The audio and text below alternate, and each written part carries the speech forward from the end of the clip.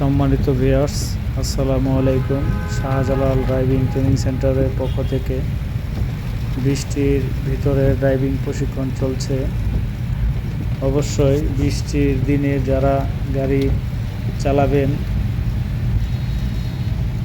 বৃষ্টির যত স্পিড বাড়বে আপনার ওয়াইপারের স্পিড তত বাড়াতে হবে, এবং যদি আরও অনেক জোরে বা ভারী বৃষ্টি হয় তাহলে অবশ্যই আপনার গাড়ির হেডলাইট, অবশ্যই আপনার হ্যাজাক লাইট ও আপনার ইমার্জেন্সি যে 4টা লাইট জ্বলে সেই লাইটগুলো অবশ্যই জ্বালিয়ে রাখবেন, এবং আপনার গাড়ির গতি অবশ্যই একদম কমিয়ে দিবেন।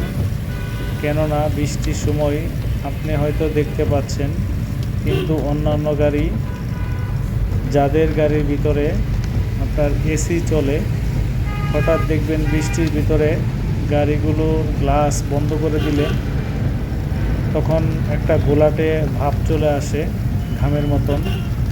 সেটা যদি এসি না থাকে তাহলে কিন্তু আপনার গ্লাস ভিতর থেকে ক্লিয়ার হবে না।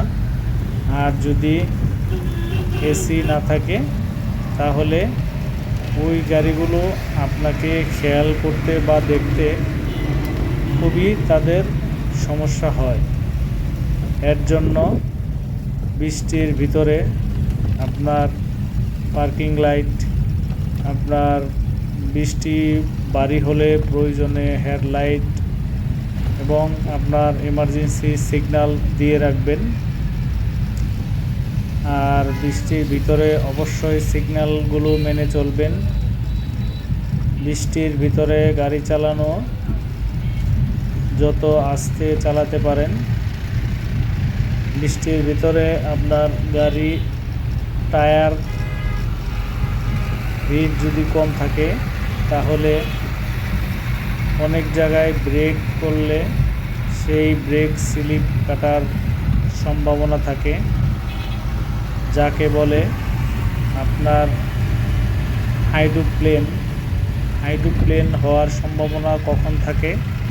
যখন আপনার গাড়ির টায়ারের গ্রিপগুলো কম থাকে, তখন বেশিরভাগ যে কোনো একটু কাদা রাস্তায় বা আপনার পাকা রাস্তার ভিতরেও যদি একটু পানির মাত্রা বেশি থাকে, তখন আপনার গাড়িটা ব্রেক করলে যদি টায়ারের বিট কম থাকে তখন কিন্তু আপনার গাড়িটা হাইড্রোপ্লেন হতে পারে।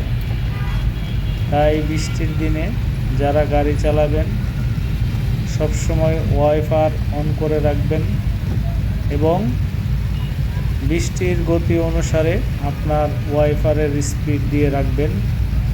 কেননা দুর্ঘটনা ঘটতে কিন্তু 2-1 সেকেন্ড টাইম লাগে না। তাই বৃষ্টির ভিতরে যারা গাড়ি চালাবেন সবসময় নিয়ম শৃঙ্খলার মধ্যে চালাবেন, এবং সর্বোচ্চ গতি যত পারেন কমিয়ে যাবেন।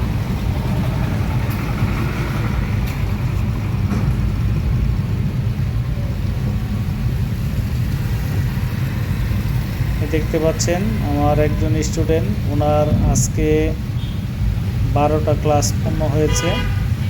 উনি বৃষ্টির ভিতরে গাড়ি চালিয়ে অনেক মজা পাচ্ছে।